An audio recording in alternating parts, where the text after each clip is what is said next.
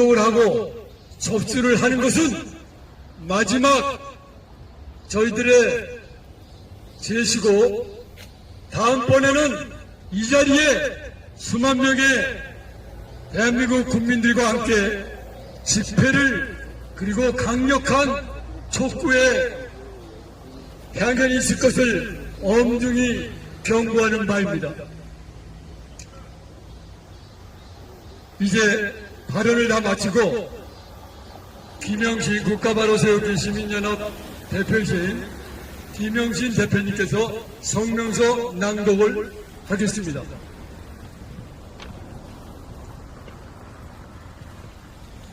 지금 자유대한민국은 5년 전 세월호와 같이 바다에 자초되기 일보 직전인 운명이라고 하겠습니다. 이승만 대통령이 주축이 되어 건국된 자유대한민국은 거의 모든 헌법기관들이 특정 이념 세력에게 장악되어서 삼권 분립이 허물어져 있으며 정치적 이념 집단인 주사파 세력에 의한 내로남불로 인하여 공의와 정의와 법치가 무너진 상태입니다. 이에 더하여 주사파들은 사회의 거의 모든 영역을 잠식하였고 민주주의를 지키는 최후의 보루라고 하는 중앙선관위까지 장악하여 국민 주권을 강탈한 상태입니다. 특히 중앙선관위는 지난 문재인 정권 5년 동안 5, 6회에 걸쳐서 전국적인 부정선거를 저질렀습니다. 그들의 부정선거가 수면 위로 떠올랐던 것은 2년 전의 국회의원 선거였습니다. 당시 더불어민주당과 국힘당의 사전투표 비율이 서울, 경기, 인천이 모두 63대 36으로 통일하였습니다. 그리고 민경욱 의원의 인천 연수울 선거에서 특정 상수 0.39를 사용하였다는 사실을 발견하였습니다. 3명의 후보 모두 상수 0.39의 관내 사전투표수를 곱하기 하면 관내 사전투표율이 나오게 하였습니다. 이런 일은 인천뿐만 아니라 전국적으로 대부분 이런 수법을 사용하였다고 여겨집니다. 그런 식으로 프로그램을 조작하여 선관위는 더불어민주당에게 59명의 국회의원을 더 당선시켜 주었다는 것입니다. 선관위의 신범죄는 컴퓨터 서버의 프로그램 조작을 통한 가짜 투표율 조작입니다. 선관위는 전국적으로 더불어민주당 후보자의 투표율을 실제 투표율보다 높게 설정하고 국힘당 후보는 더불어민주당 후보보다 낮게 설정하였습니다. 조작이 없었다면 당선이 확실했던 국힘당 후보 59명을 떨어뜨리고 그 대신 떨어져야 했던 더불어민주당 후보 59명을 당선시켜 준 것입니다. 그렇게 하여 실제 여론조사에서 국힘당 의원들보다 지지율이 낮은 더불어민주당 의원들이 59명이 당선되었습니다. 그 결과 더불어민주당은 180석의 공룡정당이 되어서 마음만 먹으면 검수완박도 할 수 있게 되었고 헌법도 개정할 수 있고 대통령이 탄핵 사유가 없어도 탄핵할 수 있는 무소불위의 입법 독재 권력을 소유하게 된 것입니다. 결국 선관위는 주사파에 장악되어 더불어민주당 이중대 노릇을 한 것입니다. 선관위의 부정은 프로그램 조작으로 끝날 수 없는 것이었습니다. 프로그램 조작에 따라 당선된 더불어민주당 후보의 부족한 표를 실제 투표함에 집어넣어야 했습니다. 선관위는 전국에 임시 사무실을 두고 주로 조선족과 중국 유학생들을 아르바이트로 채용하여 그들을 시켜서 가짜 투표지 작업을 수행한 것으로 여겨집니다. 실제로 제가 알고 있는 경기도 광주에 거주하는 지인이 사전투표함을 지키는 중에 광주시 선관위 사무실에서 사전투표함을 감시하다가 중국인과 조선족들이 야간에 불을 켜놓고 커튼으로 유리창을 가리고 무엇인가 은밀하게 비밀 쓰는 작업을 하고 있는 것을 발견했는데 사무원들이 자신들이 발견되자 소스라치게 놀라며 못 들어오게 막아섰다는 말을 하면서 선관위의 투표 조작이 틀림없다며 한숨을 쉬었습니다. 선관위는 임시 사무실에서 은밀하게 더불어민주당에게 기표한 수천 장의 가짜 투표지를 작업하여 진짜 투표함과 거의 비슷한 가짜 투표함에 집어넣고 봉인하였습니다. 봉인된 투표함은 사전투표함 보관기관인 3, 4일 동안 CCTV를 끈 상태에서 시내에 사람들의 시선을 피하여 투표 보관소에 보관된 진짜 투표함과 바꿔치기를 하였다고 생각됩니다. 이런 식으로 선관위는 전국적으로 프로그램을 조작하고 조작된 후보자의 투표율에 맞추기 위하여 모자란 가짜 투표지를 투표함 바꿔치기 등을 통하여 증표한 것입니다. 그런 식으로 하여 국힘당의 자유민주주의 의식이 확고하고 국가관이 투철한 전투력 있는 후보를 거의 다 떨어뜨렸습니다.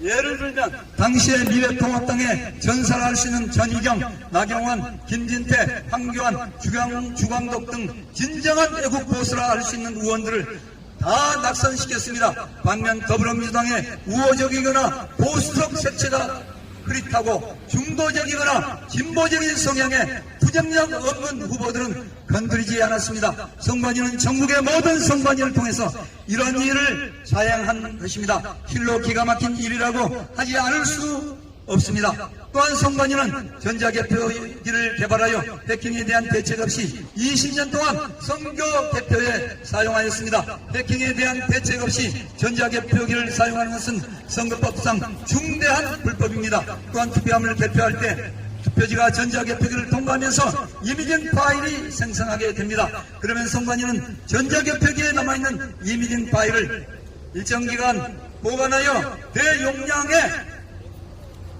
파일에 담아서 봉인하여야 되는 것입니다.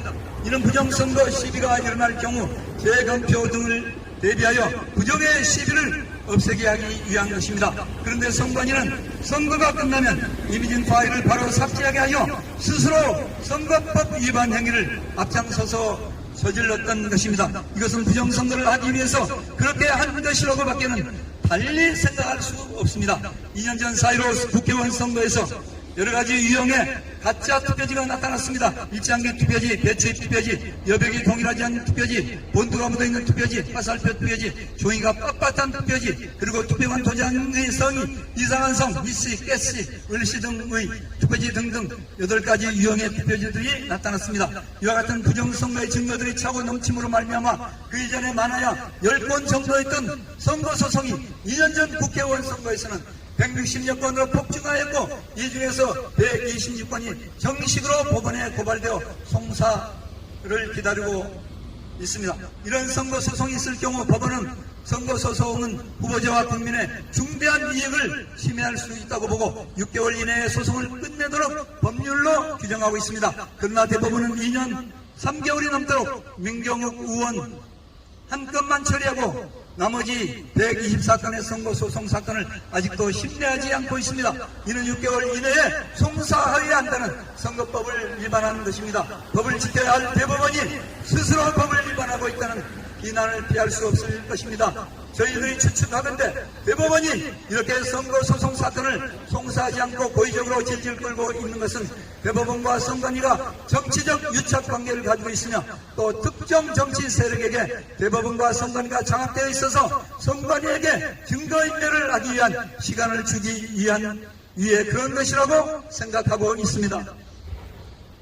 그러기에 7월 28일 민경욱 전 의원 제종심에서 소위 일장기 투표지라고 별명이 붙은 가짜 투표지가 1000장이 넘게 나왔는데도 이것을 유효표로 인정하였으며 이미 원본 파일을 삭제하고 사본을 제출하여 증거인멸을 시도한 선관위 손을 들어 선관위 승소 판결을 선고한 불법을 저질렀습니다.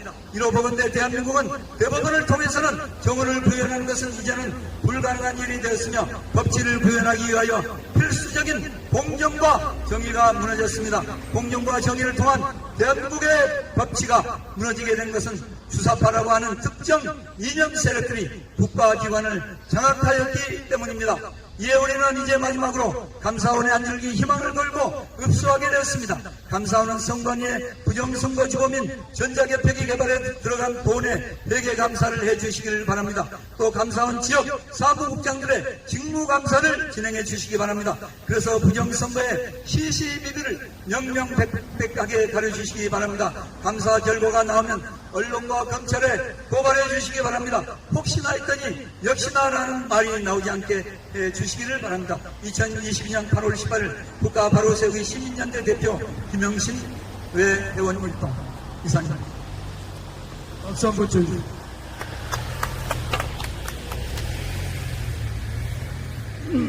네, 영상을 보고 계시는 국민 여러분, 지금 이 자리는 약 지역까지 포함해서 45도 됩니다. 등줄기에는 땀이 주르륵 내리고 있습니다. 그러나 저희들의 이보다 더 큰 백도 같은 심정으로 이 자리에 나와 있는 것입니다. 여러분을 대신해서 나와 있는 것입니다. 다음번에는 여러분들과 함께 감사원이 즉각적으로 중앙선관위원회를 철저히 감사하도록 함께 촉구해 주시길 강력히 바라지 않겠습니다.